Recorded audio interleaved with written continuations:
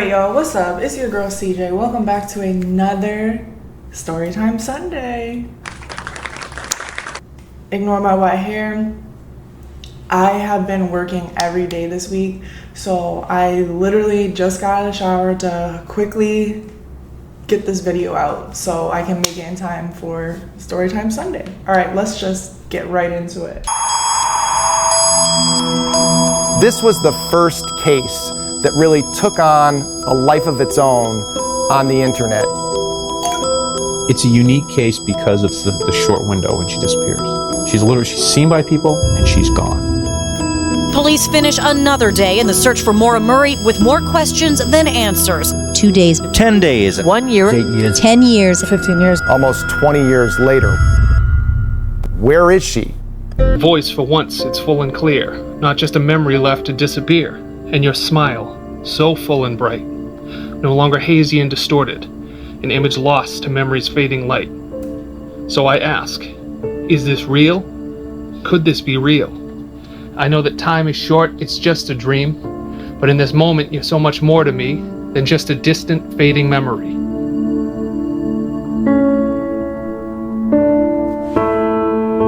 Maura was my little sister. Our family grew up in the South Shore of Massachusetts. And growing up, she was always cracking jokes, making fun of my parents, which was hilarious, making fun of me.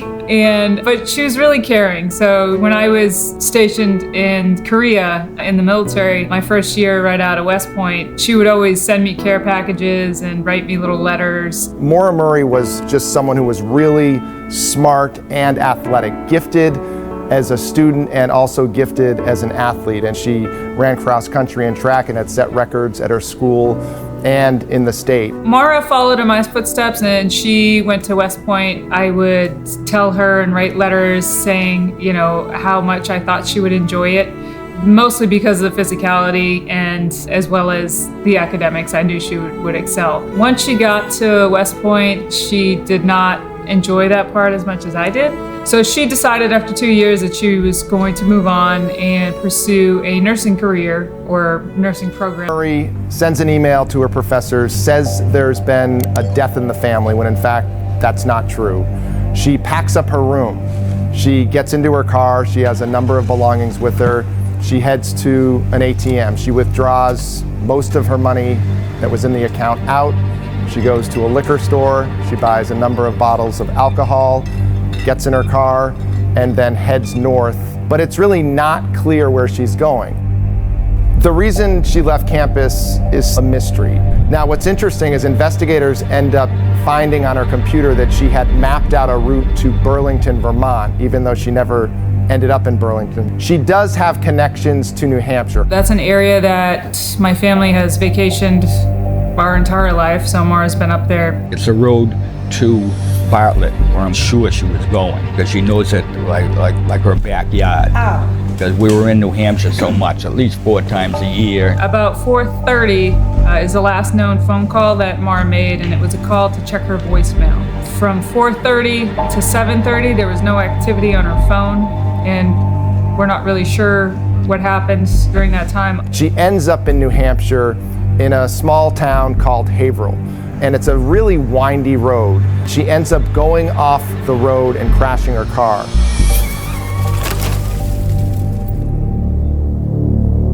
So she was drunk, probably. We know at 7:30 there was a call in from a resident, and they said there's a car off the side of the road and there appears to be somebody in an accident. And then another resident came home. I just asked her how she was. She said she was shaken up.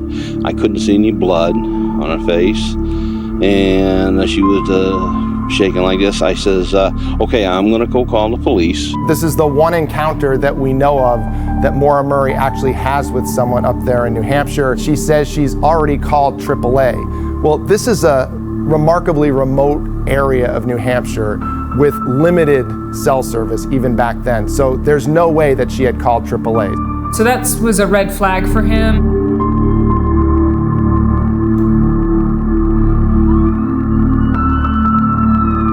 Within about 7 to 10 minutes, the first 911 call, the first police officer arrived on scene, and he arrived to a locked vehicle with nobody around. And that's where the nightmare started.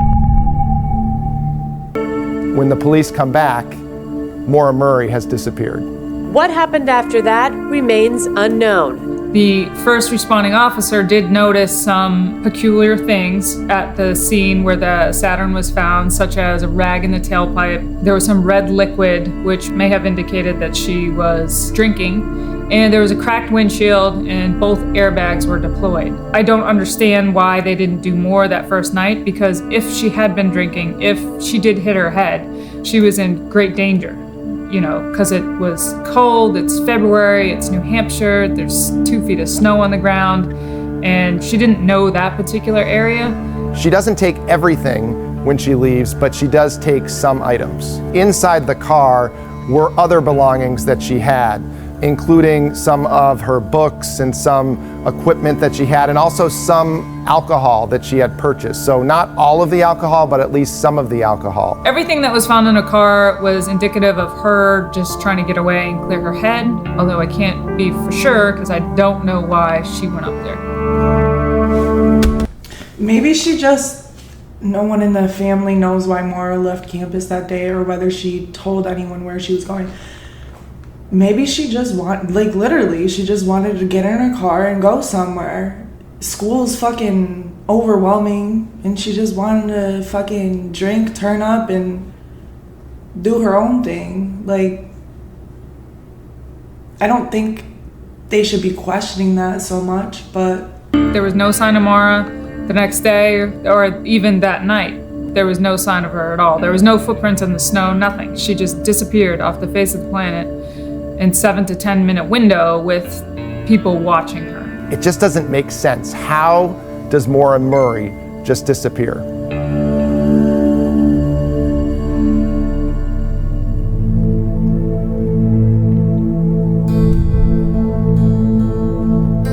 Nobody in my family was notified that Monday. It wasn't until the next day, Tuesday, law enforcement got a hold of my older sister, Kathleen. Kathleen called my dad, my mom, everyone, me, asking, why is Dad's car up there? Where's Maura? Why isn't she at school? And no one had any answers. So it was panic, and then just chaos, and then back to panic. Those crucial hours from Monday night when the car was found until Tuesday, we consider those a missed opportunity because it was crucial. If she was around that area, that 24 hours was when, her trail was hot. I think the family was frustrated with the investigation right away. They just felt that the police were not taking it seriously, that they just assumed that Maura disappeared because she wanted to disappear, and that they weren't preserving this as a possible crime scene. Right.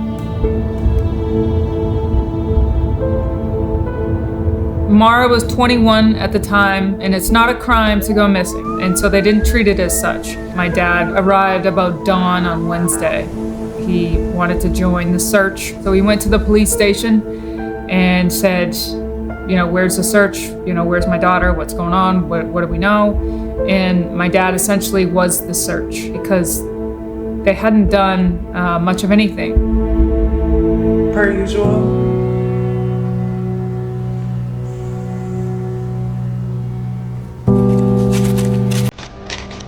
We've been going through the woods, and we're just looking for somebody just to come out and say something. We're also asking the public who may have driven by the scene of the accident that night to please give us a call if someone saw her and gave her a ride, because it would give us a better last known area where she was. If anybody actually saw her on the road that night, did not see her, drove the whole road, did not see her, call us, because now we know that she did not go down there, and she most likely accepted a ride, and we're considering other locations. I say all the time that we have to keep everything on the table until we find Maura. So I'm not going to completely rule out any particular theory.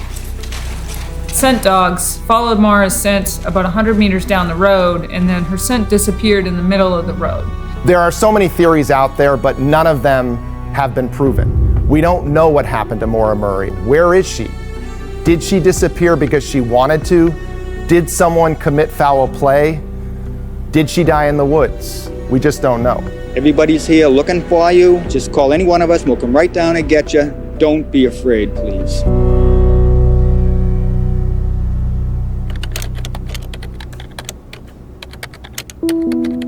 Maura's disappearance happened 5 days after Facebook launched. Initially, the internet was great for raising awareness. I don't know that we'd ever have the amount of coverage as early on as we did. So we're definitely thankful for that. That was the start of true crime when we had all the people talking in forums and you had this ability to actually make a difference in these cases. And there are armchair detectives that were able to piece things together and be a positive influence on cases and help investigators. When you have so many people like that sharing information, it also breeds a lot of different theories, a lot of different narratives, and a lot of misinformation for whatever reason it is, because it's such a mystery, because there are so many unknowns.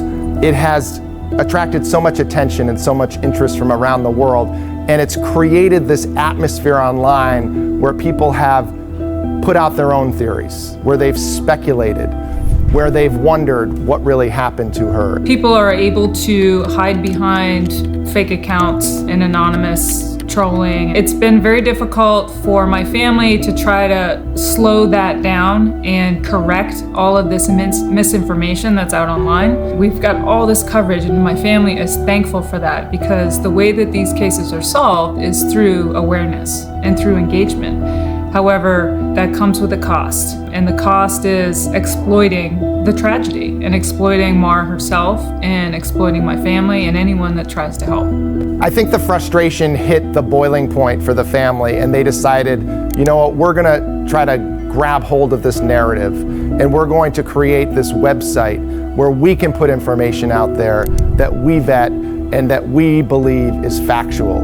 And so it was a way for the family to sort of regain ownership of Maura's story. You won't find much clickbait or any clickbait on the website. This is just part of overturning the next stone to see what's under it. But it's incredibly hard, and it's terribly frustrating. Fred Murray has been frustrated since the day his daughter disappeared with the response from police. And ultimately, he wanted access to the records. And so he went to court to try and obtain all the records in this case. And this is a battle that went all the way to the state's highest court in New Hampshire. And in his mind, if they're not going to use the files, we were. And we were doing it. We were actively investigating it. We wanted to see the files. We wanted to see her computer. We wanted to see, who they've interviewed. Things in areas not that would hurt the investigation, but would help, supplement it. Shouldn't the state at the very least concede that it's a criminal investigation? I gather the state hasn't even done that. We cannot, with 100% certainty, say that a crime has been committed. I think she was picked up by someone who did her harm. I tend to think she's no longer with us because she hasn't reached out to any of us. If you keep it a missing person case forever, you never have to say anything at all about what you did. We want to be sure that when we find out what happened to Maura Murray, that if it involved a crime, that we can bring that person to justice. The court stood by the fact that the investigators were saying that this was an active investigation, that this was an open investigation, and therefore they did not want to turn over all these records. They released some records, but they're mostly redacted. They didn't help us much in any way. My dad, he led the boots on the ground effort, and he would go up there every weekend, a lot of times by himself. And during that time when he was up there, he'd get a lot of local rumors. There's your positive right there. The dog. Here's the thing, I was looking at the YouTube comments, and people were saying that this family was bugging. What? If the police are doing bare minimum, okay, and not speculating that it was a crime scene or going off of any theory, because probably, honestly, I feel like somebody probably did pick her up and violated her and probably disposed her body somewhere. You know, like, that's the world we live in. People are fucked up, but I don't know. The family's doing everything they want. Obviously, like, the dad and the sister, like, their family member is fucking missing, and nobody's gonna advocate best than your family. Something obviously happened, and somebody in that fucking town knows exactly what happened to her. Lays down. Yes. And one of the local rumors was Mara was buried in a basement. And you know, rumors be rumors. People just be yapping. People come up with their own type of theories, but there's always a little truth to a rumor, even if it's spun 90% of it is inaccurate. There's always a little truth to a rumor. You ever notice that? Talking to Fred Murray at his house here in Massachusetts, and just the agony he was going through, that he felt this is legitimate evidence that a cadaver sniffing dog is picking up on, yet the authorities are ignoring it. This was a house that the family said they had never had access to in the past, but now there were new owners and they were finally able to access this particular house that was in the area. The cadaver sniffing dogs go in there. 2 different dogs went in there and seemed to hit on this area, indicating that something might be buried in the basement. It tells me that my daughter is buried there most likely, and that I'm powerless to dig her up and bring her home and give her a proper burial. That was excruciating, waiting. I remember getting into screaming battles with my dad about him wanting to, you know, pursue it one way and me wanting to pursue it another way, and what can we do and how can we force them to, you know, see if this is Mara buried in this basement. We did a number of stories on this, and ultimately the authorities agreed that they would go in and excavate that area. There's always a level of uncertainty with something like this. I am optimistic that we may have finally found her. That's the only thing I could pray for. The next thing we know, there's a press conference being called. Here I am driving as fast as I can up to New Hampshire, heart beating, and they said we're gonna have a press conference at 2 p.m. And so I thought, this is it. Like, they found her, this is it. You know, because the dig couldn't have taken 4 hours. You know, they must have found her.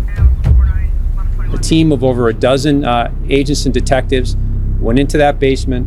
They cut that area, removed the concrete, and then searched several feet down and covered the entire area and beyond where that disturbed ground had been. And they located absolutely nothing other than a small piece of what looks to be potentially pottery, maybe a piece of old piping. I was sitting next to my dad at the time, and you could just see his whole body just deflate. It was hard to watch because he thought that was it. I remember watching Fred Murray at that press conference, and he was so frustrated. This one hurts because I thought we finally had it.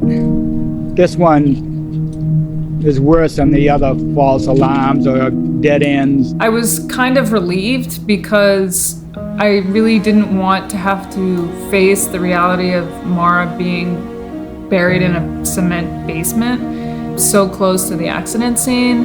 But at the same time, it's like another false hope. Like, no answers still. The family has gone through one waiting game after another. We're going on 20 years now of waiting for them to figure out where Maura Murray is. So in 2021, human remains are found in New Hampshire in an area around Loon Mountain.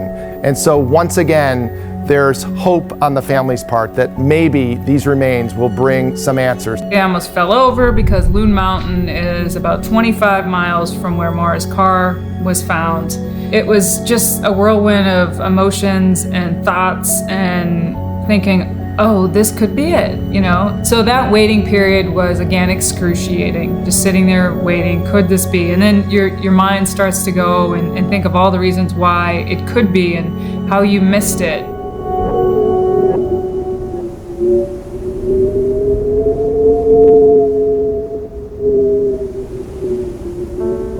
And then I got an email from the Assistant Attorney General saying the results were in and that the bones were in fact outside of the date range that could have been Maura.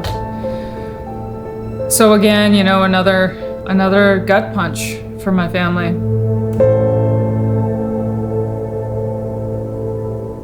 We've become accustomed to not getting too hopeful when we hear news like this and losing too much hope. So it's also a fine balance. Am I realistic? I don't know, but I'm not gonna stop hoping that. We saw Fred Murray desperate for answers back in 2004 and wondering where his daughter is. And then we see him 5 years later, 10 years later, 15 years later, and we see that pain, that anguish that he and his family have gone through, and still the not knowing what happened. It keeps slugging. You know how hard that has to be, especially as a father? Like, your 21-year-old daughter is still missing. This isn't a situation where ignorance is bliss. I would rather know. Like, he wants that closure. His family deserves that closure to be able to come to terms with the fact, like, okay, my daughter didn't disappear. Something happened to her. Let's give her a funeral. Let's actually grieve. And once we know it's her body, like, not knowing what the fuck happened to her, where she is, and that's so much anxiety every day that he's been dealing with since she's been gone. It's years, and it's just, that's a terrible feeling. I can't understand his pain. I can't imagine that. The only way Maura's coming home to be buried is if I bring her. There are times when I'm just with him alone, just random times when he'll just say something that's, you know, man, Maura would have loved this, and it's those moments that really get me emotionally.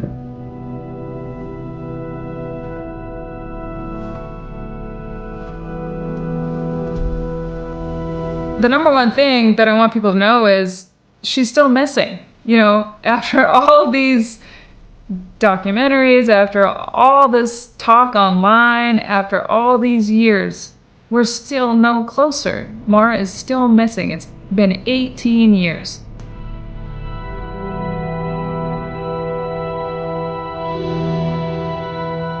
The Murray family is so committed to Maura Murray. You know, I've got two awesome brothers, and, you know, my sister Kathleen just passed away. So, you know, and my mother passed away, and my dad's getting older. There's people that are, you know, they're passing away without ever knowing, and that's sad. We know Maura, we know each other, and we know that we're not ever giving up, no matter what. The year! Please. I think people in both states, Massachusetts and New Hampshire, have rallied around the family from the beginning. And when you look at some of that footage from back in 2004, where you see people from the community coming up and searching in the woods and continuing to go up there year after year, really just trying to offer support to the family and also to help try to figure out this mystery. What always strikes me is their willingness to talk about the case. But then as you listen to Julie Murray talk about her sister, you realize that she believes the only way that this case is going to be solved is to continue talking about Maura Murray. Any bit of information can potentially solve this case. I don't have the choice to walk away. I can't close my computer and not deal with it. Like, I deal with it every day, and I don't have a choice.